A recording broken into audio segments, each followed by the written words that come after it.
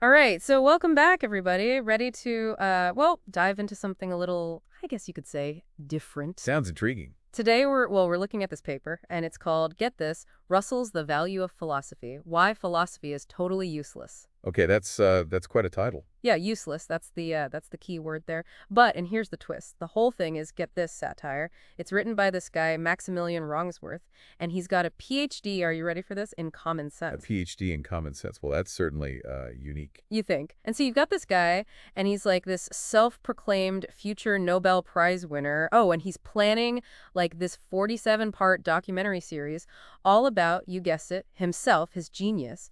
And his whole argument is basically forget thinking, forget logic, just go with your gut. I mean, how do we even start with this? Well, it seems like at the core of it, Wrongsworth is saying that philosophy is useless because it deals with questions we don't have answers to. But isn't that kind of, the point? Like recognizing what we don't know. Isn't that the first step to, well, learning?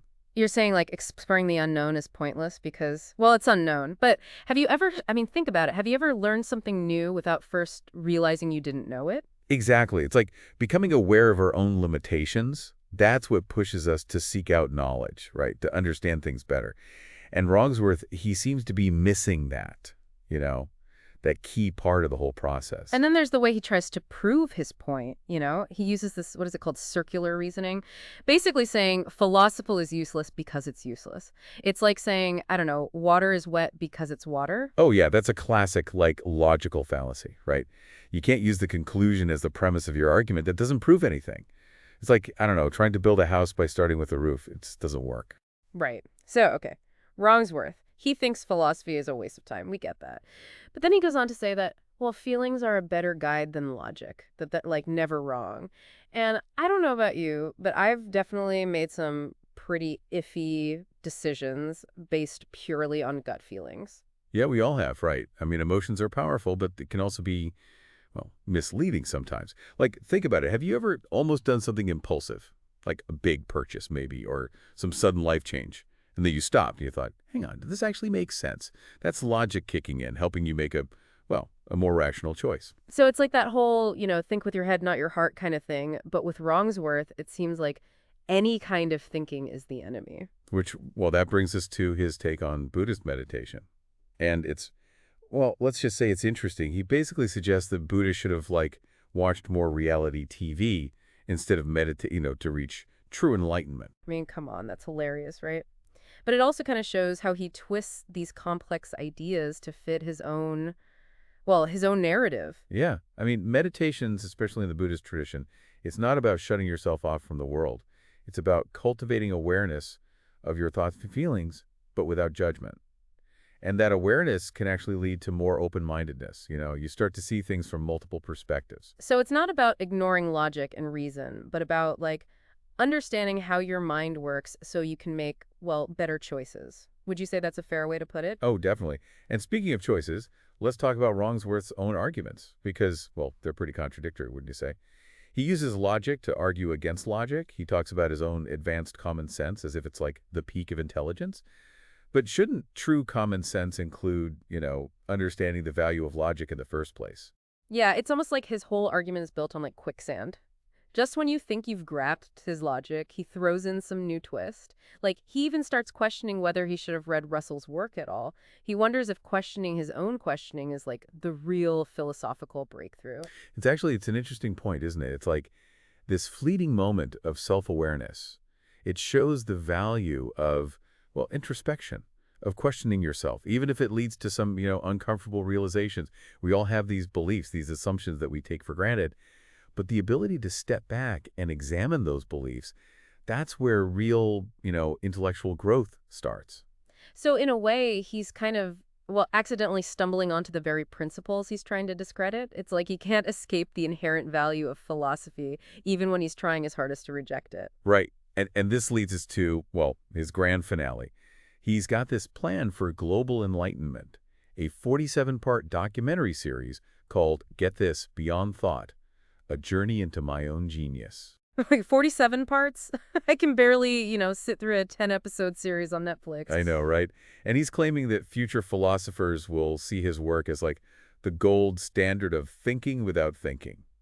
as well. It has a lot, this grandiose self-promotion. It just seems like it's more about, well, feeding his ego than any real desire to, I don't know, explore truth or anything like that. I think you're spot on. There's a big difference between, genuine intellectual humility and this kind of inflated ego that's looking for, well, validation by just proclaiming genius. It's almost like he's created this character, this genius who, rejects logic and reason in favor of gut feelings.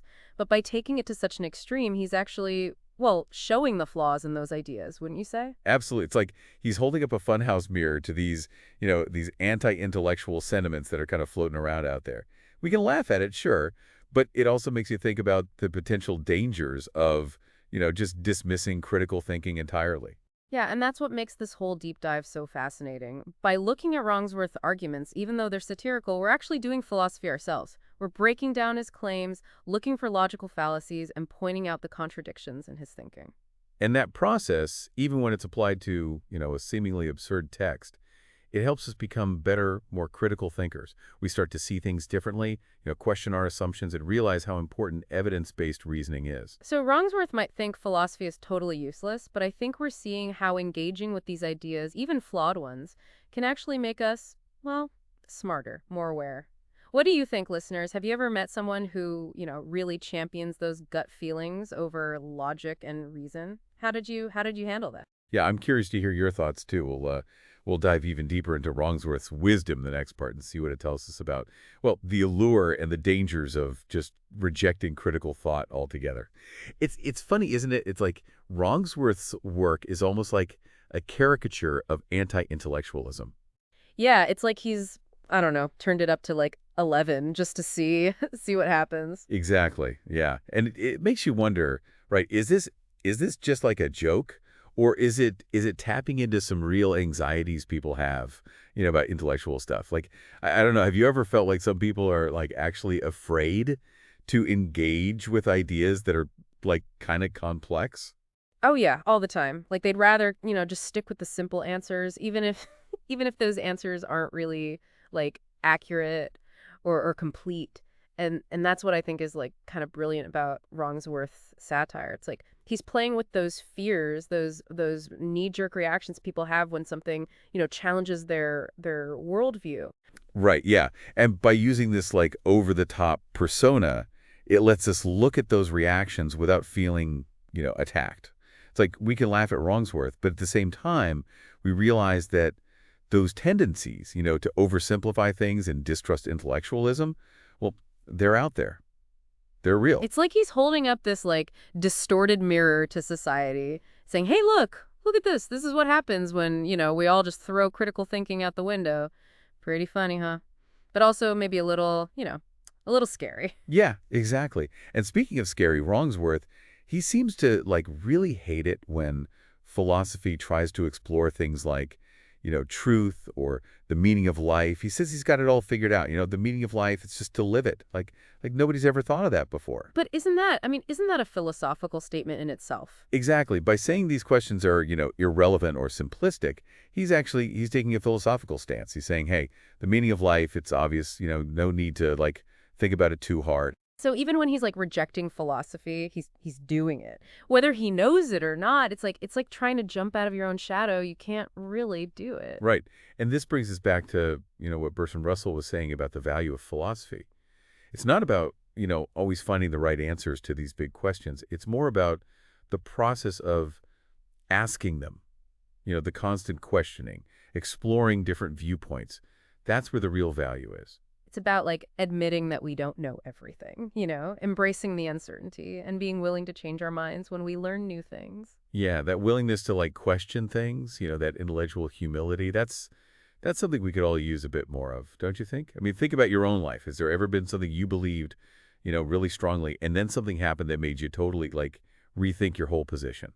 Oh yeah, definitely. I think that's part of, growing up, realizing that what we know can change, as we learn more. But for Wrongsworth, that kind of uncertainty, it seems like terrifying. And he holds on to his gut feelings and his advanced common sense, like it's a shield, protecting him from the world being, well, complicated. Yeah, it is that fear of, not knowing that often drives people away from philosophy. It's easier to just stick with what feels, well, safe and familiar, even if it means, like, oversimplifying things. So in a way, Wrongsworth's, this whole satirical rejection of philosophy, it actually kind of highlights how important it is. He's like a cautionary tale showing us what can happen when we just give up on critical thinking and embrace, well, dogma. He's like waving this giant red flag, warning us about the dangers of getting too comfortable intellectually. Right. But by seeing those dangers, seeing them reflected in this exaggerated, almost comedic way, it helps us, choose a different path. We can embrace that discomfort of challenging our own beliefs, of engaging with things that make us think differently. And that's where the real growth happens. Both intellectually and personally, we become more open-minded, more adaptable, and in the end, better able to handle, you know, all the complexity of life. So Wrongworth might say philosophy is totally useless, but I think we've shown that it's, well, anything but. What about you, listeners? Have you ever had an experience where, I don't know, questioning your own assumptions led to like a big change in how you thought about something? We'd love to, hear about it. Absolutely. We always love hearing your thoughts. And as we, head into our final part, we'll see how even a work that claims to reject philosophy can, kind of accidentally reveal its true power. It's like, as we've been going through all of Wrongsworth's arguments, it's kind of obvious that he's shown us a lot about himself in the process, right? Oh, totally. It's like his satire, it's almost like a disguise. It lets him talk about these anxieties he has, but he still keeps this detached, I'm just joking kind of vibe. Right. It's like he's playing this part, this champion of common sense who like rejects anything that seems too, I don't know, too difficult or nuanced, but underneath it all there's this fear, right? This fear of uncertainty, of the unknown. Yeah, and I think a lot of people can relate to that. It's easier to cling to those simple answers and not have to deal with all the messy stuff, all the complexities. Oh, for sure. I mean, who hasn't wished for like a simple solution to a really complicated problem, right? But the thing is, by rejecting philosophy, by saying all those big questions, about truth and meaning and all that, they're not important. Wrongsworth's basically, well, he's closing himself off to a whole world of possibilities, isn't he? Yeah, he is. He's limiting himself. He's holding on to this idea of certainty that just doesn't really, well, it doesn't hold up when you look closely. It's like he's built himself this little world, this bubble, and anything that might, burst that bubble is just rejected, right? Right, and that brings us to one of the most important things about philosophy. It's about being able to challenge your own beliefs, to get out of your comfort zone and deal with ideas that might make you a little, uncomfortable. Yeah, it's being willing to say, okay, maybe what I thought I knew isn't the whole story. Maybe there's a different way to look at this. Exactly. And being, open to new ideas, being willing to question things, that's how we grow, as people, as thinkers. So even though Wrongsworth is saying that philosophy is, useless, his own, well, satirical take on it actually shows us how important it is. Yeah, it's like he's shown us that even when you reject something, you're still engaging with it. Even in satire, there's truth there. It's like he's accidentally made the case for philosophy by trying so hard to argue against it. Yeah, exactly. And I think that's the main thing we can take away from all this today.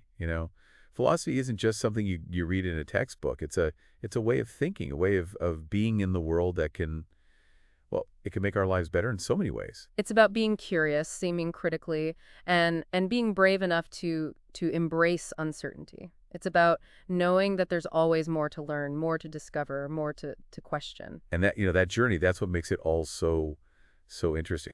Yeah, it really does. So as we wrap up our deep dive into Maximilian Wrongsworth and his totally useless philosophy, I want to leave you with this thought.